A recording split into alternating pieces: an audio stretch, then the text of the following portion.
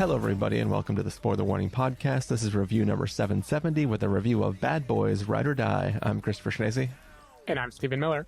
And if you're joining us for the first time, the Spoiler Warning Podcast is a weekly film review program. Each week on the show, we're going to dive in, debate, discuss, and argue over the latest films coming to a theater near you. This week, we are returning once again to talk about the latest film in the Bad Boys film franchise. Longtime listeners to the show know that Steven and I did like a trilogy review back in 2020 when Bad Boys for Life came out. And, you know, like, we could have just done the one review, but we thought, nah, we're having fun with this whole thing where, like, we catch up on films that we haven't had time to review. And we just did, like, a boom, full-on review of all three of those previous films back to back. And I think that... I think we enjoyed the review. I think we enjoyed... It was fun. What surprises me is, so this was 2020, but it was January of 2020. So we did this without any of the pandemic brain of, like, let's just do whatever we can to create content, you know? Because we would in the future do, like, Trolls and Trolls World Tour, you know? Like, we continued that. But this was just a normal day in the life of the Spoiler Warning, and we just committed to watching 3 movies, which... I'm here for. I like when we did that. Yeah, I mean, it was good times, and I think that it's always fun when you're jumping into an installment in a franchise that you haven't really necessarily been following forever to kind of get that whole escalation, especially a franchise that's not just a series of like reboots and prequels and stuff, but it is characters whose characters, or it is actors whose characters are aging in real time with these people. So like you're getting that whole experience of what these people have been through together. So I think we had fun, and I think we both surprised ourselves how much we enjoyed that third film. I was very surprised, not only how much I enjoyed the third film, but how much I enjoyed the franchise. Like I didn't look back to see my reviews, but I was pretty into all of the Bad Boys installments, I think. Yeah, I went back and listened to that episode on my way to the theater this morning and on my way back from the theater this morning, and like a little bit as we were getting ready to start. So, I mean, you're on the record, Stephen, as saying you're fully in for the 4th installment when it comes out. Because at the time we did that review, they had already announced that there would be a 4th one. Yeah, I mean, the 3rd one did like amazingly well. It made like over $400 million on a $90 million budget. Like, it makes sense that they greenlit another installment. Now, they didn't know the slap was going to happen, but still, it makes sense. Nobody knew the slap was going to happen. Neither the participants nor the rest of the world, Stephen. Right. But yeah, I mean, at the time in 2020, you were excited for this film to come out. It was here. Were you excited walking into the theater for it? I mean, it's interesting because I knew that I liked Bad Boys for Life. I remembered that. But I did not feel much of anything about the 4th installment coming out. It's partly why I was kind of shocked to learn my love of Bad Boys had nothing to do with the pandemic, because it felt very much like a bygone era, like one of the Stockholm Syndrome things where you're like, oh man, this is amazing. And then once you actually get out of it, you're like, why did I ever... Yeah, I don't like sourdough bread that much. you know, like it felt like one of those. I wasn't dreading the movie by any means. I just had no emotional attachment at all when I was entering the theater. Yeah. In a way that kind of surprised me, because I knew all 3 other movies were things I had fun with. How about you? How were you feeling? Yeah, I mean, I do want to say real fast, I don't know if that was a purposeful or unintentional callback, but we definitely joked about Stockholm Syndrome. Maybe being an explanation for why we like those films so much at the time in the review. So was it because of like the January slump or something? And we felt like it was just talking about like the fact that we devoted a whole weekend to just cranking through all these films. Like somehow it was fun that propelled us, and we're like, it was either fun or one of those things where you're trapped in it for so long that you can't escape it. Like, it was just, I like that you're logically consistent with it. But yeah, for me, the idea of this 4th film existing, I still remembered that feeling of finishing that review and kind of being excited for the next installment. So in theory I was, but in the context of the final watching decision, as has been referenced in other episodes that at the time of this recording haven't come out yet, I am about to hop on a plane and be on a international vacation for the next 2.5 weeks. So there was a chance I was not going to see this film. And then this morning when Steven texted me, it was like, hey, do you think we'll fit in a review before you leave? I was like, probably no. But then there was literally a screening that was going to start in like 40 minutes. And I'm like, all right, fuck it, I can do it. And so I am fitting this in. So whatever I would normally be excitement level for getting it, when I sat down in the theater, it was like, oh, okay, I can fit it in. And it was like, it was more of a ticking it off as opposed to being like genuinely excited. So we'll see. But you are ride or die for getting podcast episodes out, which is good. Like thematically, at least. Steven, you're in. I am ride or die for getting podcast episodes recorded. Yeah, that is true. We will find out in August when this episode drops. Yeah, episodes come out. The recording is the hard part. The coming out is the thing that just eventually they manifest into the reality. But you just got to get them locked, because that's the first step. All right, Steven, are you ready for Bad Boys Ride or Die? I'm ready. All right, we are going to play the trailer for this film, and then we're going to come back and give you all a review. Come on, Mike, slow down. We are late. My stomach, Mike. I need a ginger ale. Get a ginger ale and nothing else. Are those dogs fresh? Put them in yesterday. Give me one. Put some relish on that motherfucker. Open the register. Stay right there. Is that Skittles on the counter, Marcus? This ain't mine, Mike. Yes, it is. Shut the fuck up. Marcus, get in the car. He has a gun to my head. Want to deal with him? You want to deal with me? Sorry, sir, but I gotta go. Call 911. Aren't you the police? Hey, Reggie, you eat my snacks? No, sir. You ate my snacks, didn't you? You need to get a job. I'm a U.S. Marine, sir. Well, then you need to deploy. Dad, look. We now have evidence that the late Captain Conrad Howard of Miami PD was working directly with drug cartels for years. Captain Howard is being framed. Let's go. What the hell? He's texting us from the other side. No, he's not, Marcus. If he's seeing this, I'm probably dead. Fuck! Fuckers! Fuck them all! I don't know how high up this shit goes, but don't trust anybody. You're my bad boys. Now clear my name. You should be careful. You're being set up, detectives.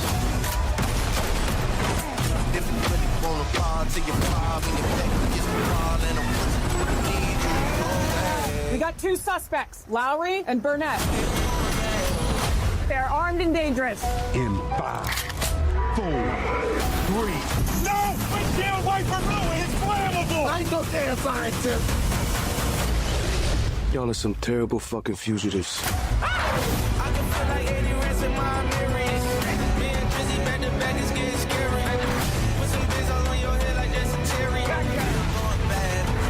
I need nasty Mike. Bad boy.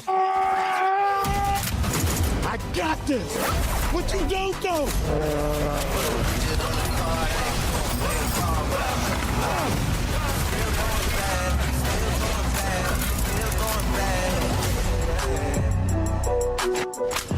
Are y'all still in our clothes? Just because we black, we still in your shit? What? Look at your shirt. Why don't you sing us a little Reba song? Reba. Sing your favorite. I'm a woman. So I'm a strong black woman. Strong. Yeah, because she's not black. Yes. What you gonna do? What you gonna... That ain't no Reba song. It's from her mixtape. All right, so that was the trailer for Bad Boys Ride or Die. Basically, the captain who was killed in a previous film is currently being framed for a bunch of bad stuff that's going on, and the bad boys have to come together to clear both the captain's name and potentially their own name as they try to as they find themselves caught up in this whole mess that the captain was in. Stephen Miller, what did you think of Bad Boys Ride or Die? Yeah, so this is the kind of movie that I have the hardest time talking about on the podcast because I think it's fine. It's totally, completely fine. The thing is, like, there's a lot of fun stuff happening. And on paper, I feel like I should be vibing with this the way that clearly 2020 me was vibing with the last 3 installments. You know, it has all the things that made the franchise so fun. The directors, like, it's the same people, I think, who are behind the third one, which we both had a blast with. Yeah. But I felt so, like, on the outside of most of the fun for most of the runtime. And I can't tell if that is a mindset problem of, like, I didn't go into it with the energy that I did a few years ago, or if the movie is just weaker in ways that I can't explain. The perfect example to me, which you referenced off mic a few times already, is Martin Lawrence, who at the start of this movie, he's doing very silly things.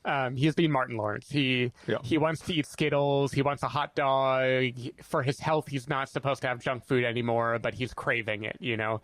And he's playing everything very big. Yeah, and there's a robbery going on, but all he wants is the food, and he's being super silly. He has a kind of big awakening after a near-death experience where he is dancing with his ass out on a rooftop, and he believes he can't die. And all of that should be really funny because he's a funny performer. He's a charismatic dude. And none of it made me even, like, crack a smile most of the time. I just kind of felt like, okay, I know plot-wise that this is the character and this is supposed to be funny, but I never felt like inside any of the jokes. And it was the same with like, Will Smith is a super charismatic star, you know, and there's a lot of cool action in this movie, like a lot of fun set pieces, and I feel like I objectively saw them and was like, yeah, that was well done, that was a good set piece, that was a interesting, like, a wild ride. But I never got that, like, glee of watching him work that I remembered getting in the last installment. I did, like, settle into the groove of this movie eventually. I think, like, by the second half, maybe, I was a little more invested and kind of had remembered the characters and the stakes. And, like, I had more fun watching the epic shootouts that occur and the dynamic between different characters in the movie. But I don't know. I just felt very, like, about this. Like, it didn't capture me in any kind of exciting way. There are things that got me good. Like there's a bit, the first half of which is in the trailer, where these rednecks basically want them to prove that the clothes they're wearing, including a Reba shirt, are theirs. So they have to, like, sing their favorite Reba song. And that's, like, just classic Bad Boys, you know, like Will Smith and Martin Lawrence are being very funny, like throwing it back and forth to each other, trying to make up a song. And then the kicker is a Reba cover of the Bad Boys theme song plays immediately after it. And, like, there are moments like that where this movie is having a lot of fun. There's also some, I'm not going to say, like, actually moving family drama, but, like, I hope it isn't a spoiler to say that Will Smith's son in this franchise appears again here. And, like, the script uses him well. Like there's some fun dynamic between the characters, and there's an arc that they go on, and, like, it all worked okay. I don't know. 2 hours later, I just felt like, okay, I saw a movie. I don't have strong feelings about it. I definitely didn't feel the excitement that I felt after watching the third one. How about you, Chris? Are you ride or die for this franchise, or do you also feel like whatever you were in 2020 is just no longer vibing anymore? I think, I mean, part of the thing is that when we watched that first trilogy, we watched them, you know, we had talked about how we had seen bits and parts of some of the other ones in between, but maybe never had, like, a fully coherent, like, let me sit down and watch this for real kind of time with the previous films. So when we kind of mainlined everything, to me, I felt like this was a growing crescendo of, like, getting bigger and better, and just kind of this like curve of exponential growth of my investment in the series as I got to the end of that third film. Yeah. And this film continues the stuff that I liked from the other film, but it does feel like there is a plateau that has happened, but it does feel also like they're trying to mix things up a little bit.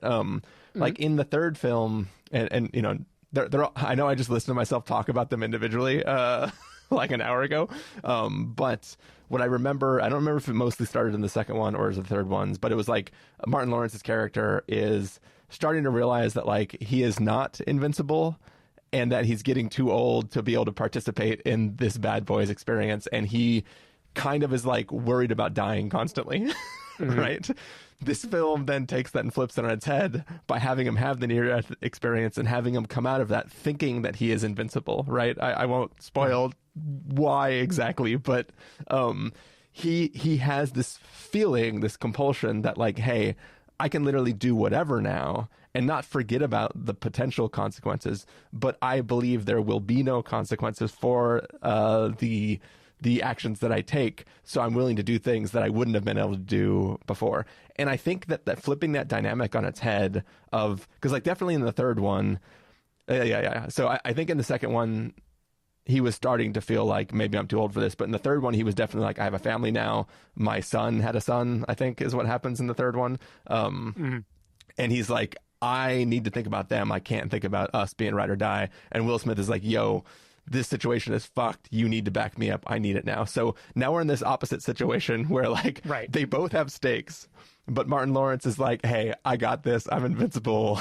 And Will Smith is like, no, you're not invincible. You don't got this. Yeah. You got to chill. And like, I like that dynamic, and it allowed me to sort of propel myself through it in a way that I was still having fun with it. You know, it could have been the fact that I was in like a empty theater with not a lot of people in it. There was a guy who was trying to do something on his phone. It didn't look like he was actively recording the movie, but it looked like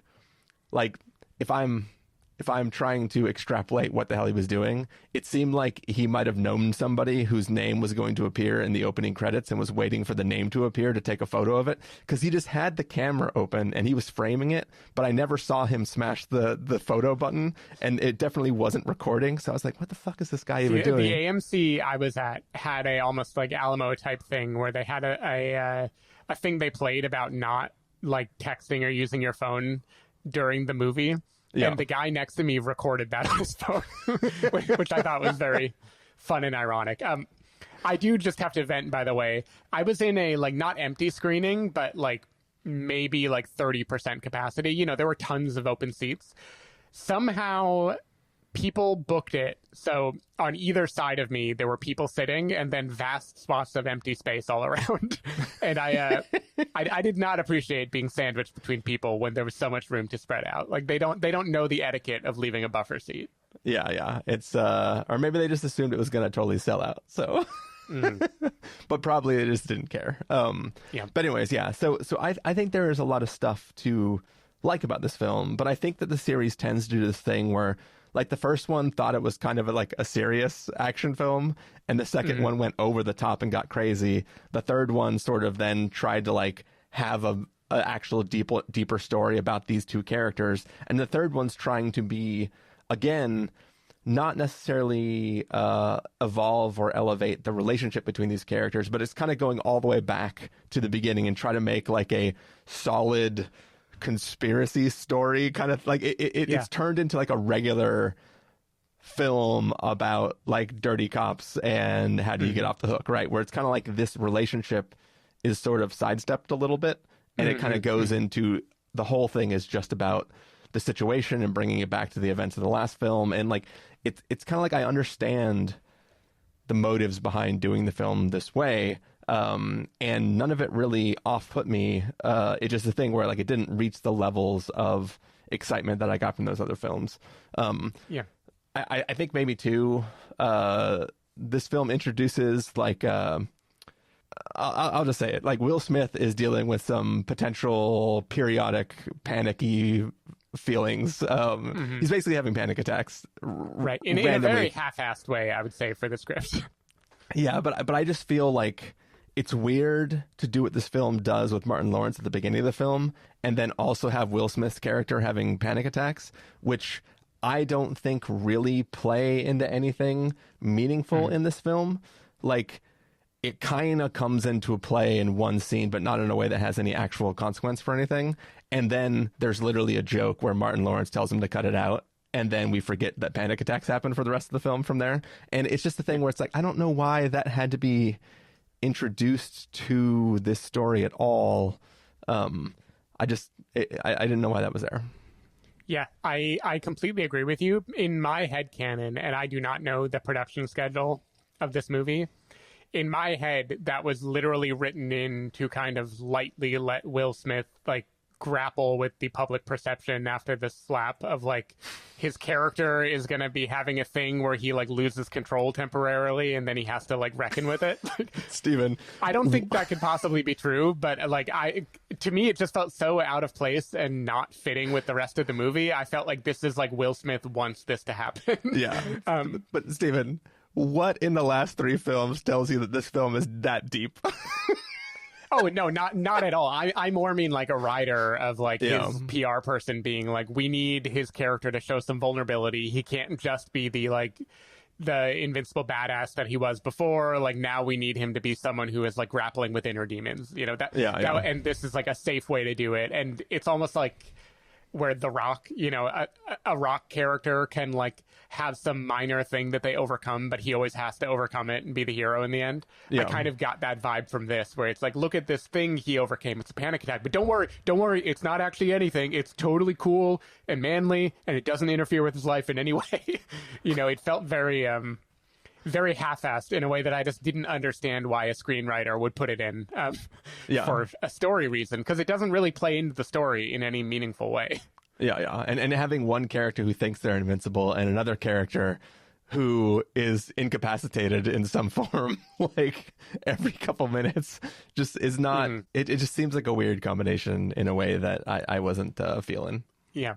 I will say, hearing you describe what the dynamic had been in the third movie and then how they flip it on its head makes me think that if I had revisited the third movie or even like listened to our episode about it before watching this, I might have found more joy in the way they're changing the dynamic. Because I got to be honest, when this movie started, I felt like I did not remember anything about these two characters. So I was like, is it a thing that Martin Lawrence eats Skittles? Like, probably, maybe, I don't know. It probably is. And I just didn't. It feels like it assumes a level of familiarity that I didn't have at the moment I was watching it. But I do think what it loses, to your point, is the other Bad Boys movies, especially the first two, but even the third, they have this kind of classic buddy cop thing of like the renegade cops. Like, they don't do things by the books. You know, they're not the ones that play by the rules. They're the ones that like get results in the most unorthodox way. And it was like lots of buddy cop films have done this. This was like almost pure comedy, like the extreme to which it was true for them. And then, this movie just feels like it could be a Dwayne "The Rock" Johnson movie about like a cop busting like a bunch of dirty cops. You know, like there's just nothing, the core magic trick that the movies do that make them fun. This just felt like more generic to me. And I couldn't put a finger on that until you said it. But I think that generic, like, there's a conspiracy, things are happening, there's a big shoot 'em up at the end, it never reached the heights beyond just like any other cop drama I could watch. And that's just like that's not a genre I'm like that into, right? Like, I like an action movie, but like this movie plays as if it is extremely funny and fun, and we are all like having a great time watching our best friends hang out. And I just don't feel like it gives enough juice to feel the camaraderie that it's playing off of. Again, maybe if I had just binged the other 3 movies, I would feel differently. But this in isolation didn't teach me to care about the characters at all. It also, like, while the overall intricacies of like the conspiracy side of things are, you know, they seem logically coherent, the fact that these two very noticeable people are just going around Miami and they're not actually, like, the only time they're ever in danger of people figuring out their location is when they're specifically trying to talk to a person who like knows them, right? Besides that, they're just like, oh, we'll just go wherever we want because that's a thing. And I think the other thing too is like you can tell the difference in budget or at least the spectacle side of the budget between these and like the Michael Bay films, where it's like in that second film, there is like a wild chase scene that just covers like half the city, right? And just shit's blowing up, cars are flying all over the place, dead bodies are flying everywhere. And it's like the set pieces seem huge and expansive and take you from one side of the city to the other. In this film, literally the entire end of the film is at like a used to be alligator amusement park, where it's like, where can we build a set where it's not in an actual city where we have to shoot on a location? We can just completely build our own set somewhere where it's like going to see the Waterworld show. Like, have you ever seen that Waterworld show? 100% it's the Waterworld show. I'm just sad that there weren't like actual like jet skis and stuff going around. There could have been. That is such an uncannily accurate description of that set. Like, it makes me wonder if it actually is on the This isn't a Universal movie, so it wouldn't be on the lot. But like, I feel like it should be. But yeah, it's like if you remove the stands from the Waterworld stage, it's what's left of that is where they are. So it's like, okay, so you picked it's kind of like in Roadhouse, where like the bar is literally CG'd right? on the side of the edge of nothingness. Yeah, totally. 100%. It is definitely giving the new Roadhouse also. Yeah. Yeah, and I mean, it makes sense. Like, it's smart that they give these a decent but not overblown budget, because it's the kind of movie that is going to do great and give returns if like people show up to it. But if they spent 200 million or 300 million on this movie, like, there's no way. This is not like, even an MCU movie struggles now. But you can definitely feel the difference. I will say, I think the Waterworld sequence, which takes up like maybe the last like 25 minutes of the movie, I had a lot of fun with it. Like, that was when I was really gelling with the movie, and a part of it is the character of Armando, and I guess I'm spoiling it by saying that he is that deep into the movie, but Will Smith's son, I feel like, is honestly my MVP in terms of certainly the action hero. Like, there's a quality to him that is a lot like the giant-ass Jack Reacher guy in the Ungentlemanly Warfare movie that I've already forgotten the name of. Ministry of Ungentlemanly Warfare. Ministry of Ungentlemanly. I kept wanting to say the League of Extraordinary Gentlemen, which I know is a different movie. Anyway, he gives a lot of that same joy of just this visceral, like, physicality to the way he has fight sequences, where I feel like he is like, I would watch a separate spin-off series that is just that guy doing cool shit. Like, he is really, really, really cool. I also enjoy I know they were in the last movie as kind of like the newer recruits, but Vanessa Hudgens and the other guy, Alexander Ludwig. The other guy, exactly. I had to look up his name, did not have to look up Vanessa's name. I like them in this movie too. Like, it's kind of like a fresh dynamic, right? It's like the new crew coming on board. Like, if this were a TV series, I would be like, okay, cool. The next season, they're going to have a bigger role, and it's going to be a lot of fun. But that kind of also goes to the I don't buy them just going around and nobody figures out what they're doing. Because if you think about it, they have that crew, right? And I think the crew was like way more people in the third film, and it's been pared down to just like two budget cuts. You know, There were more famous people in the crew last time, and I was looking up if they died or not, because like, not the actors, but like the characters had died off, because I knew it was a bigger crew before. But like the what's his face, the guy who's in White Lotus, not White Lotus, sorry, the guy who's in May December as the husband was in that crew, and that was the first thing I had seen him in before.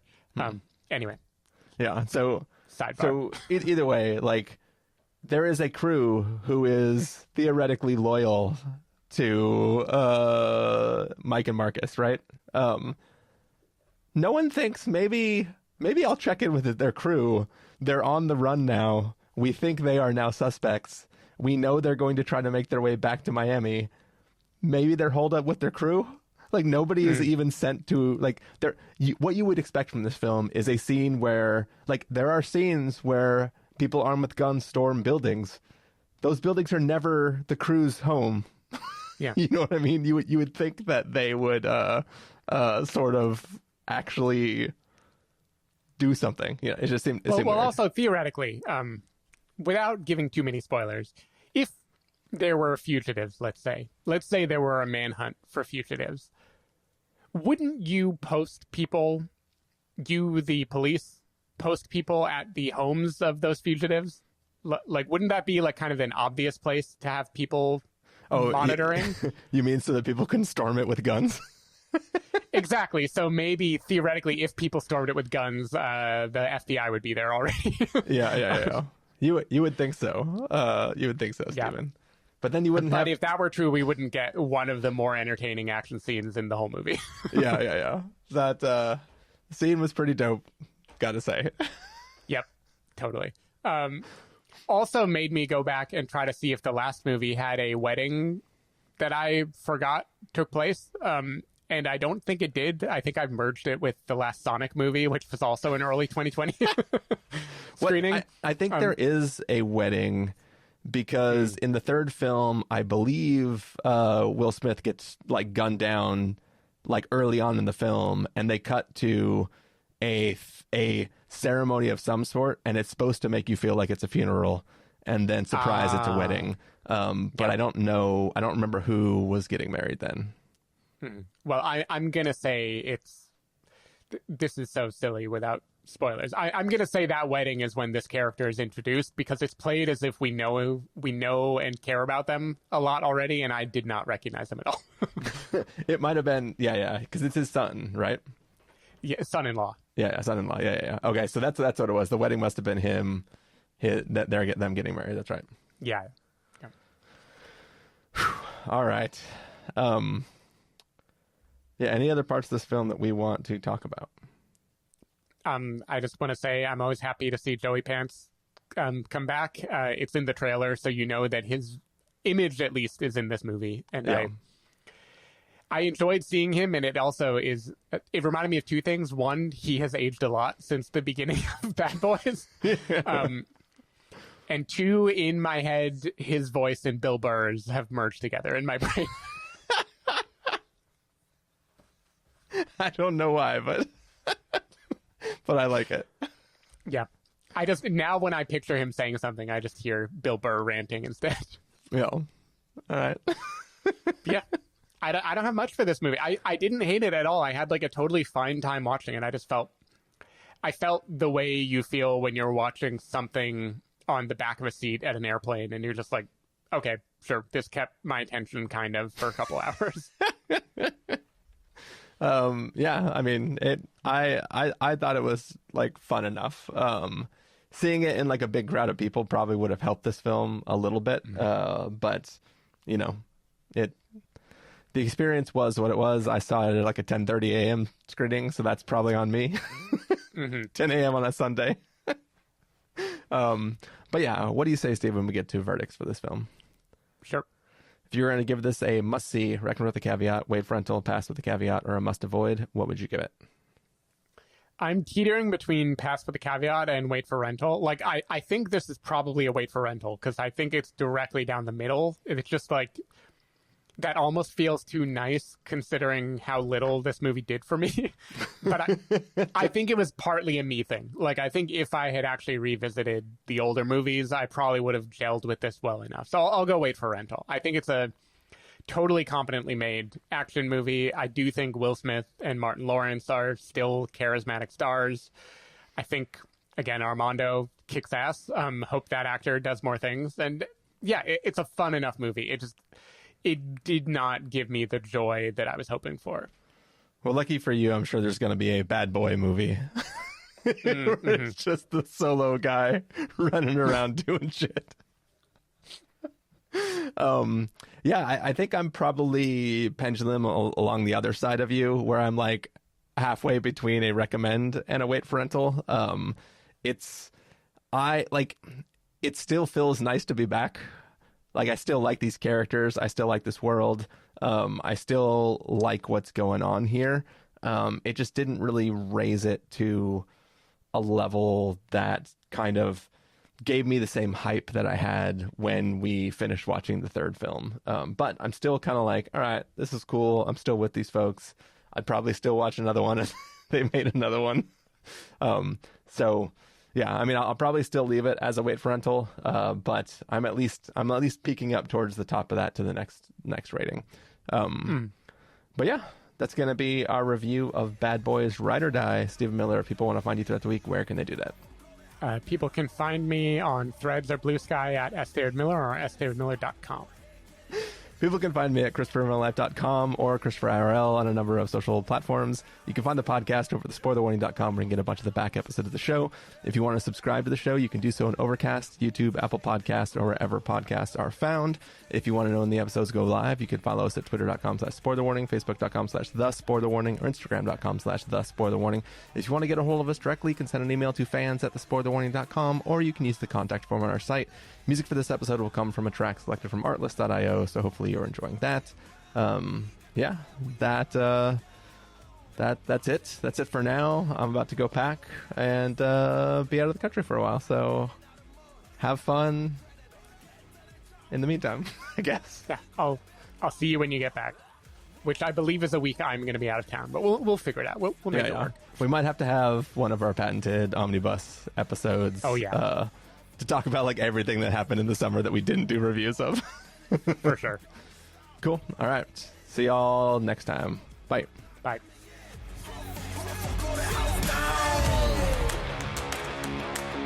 Raw, raw, raw.